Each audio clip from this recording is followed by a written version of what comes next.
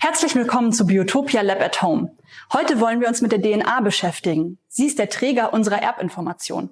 Doch was genau heißt das eigentlich? Die DNA ist der Ort unserer Gene und Gene bestimmen unsere Merkmale. Das heißt, wie wir später aussehen, unsere Haarfarbe oder Augenfarbe beispielsweise. Die DNA ist die Basis des Lebens.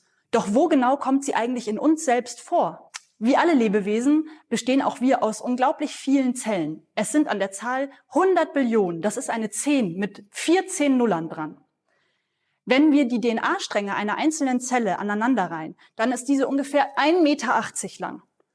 Wenn wir die DNA all unserer Zellen aneinanderreihen, dann reicht diese unglaubliche 4,5 Millionen Mal um die Erde oder wir könnten damit 600 Mal zur Sonne und wieder zurückkommen. Doch nicht nur Menschen besitzen DNA, sondern alle Lebewesen, also auch Pilze, Tiere und Pflanzen. Oder auch diese Banane. Und heute wollen wir uns anschauen, ob es uns gelingt, in unserer Küche zu Hause DNA aus genau dieser Banane herauszubekommen. Also auf geht's ins Küchenlab.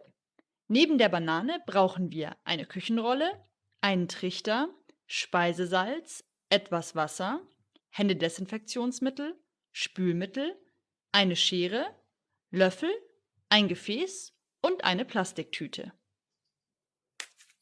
Los geht's!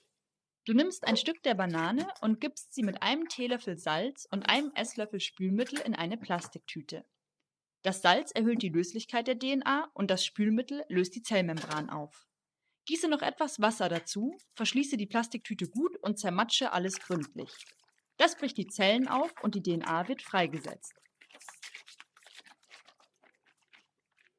Jetzt füllst du den Bananenbrei in einen mit Küchenrolle ausgelegten Filter. So werden wir den Zellmüll los.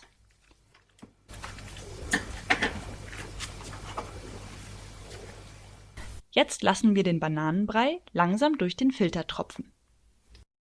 Das aufgefangene Bananenlysat, welches die Bananen-DNA enthält, schütten wir nun vorsichtig in ein Gefäß und geben dieselbe Menge Händedesinfektionsmittel dazu.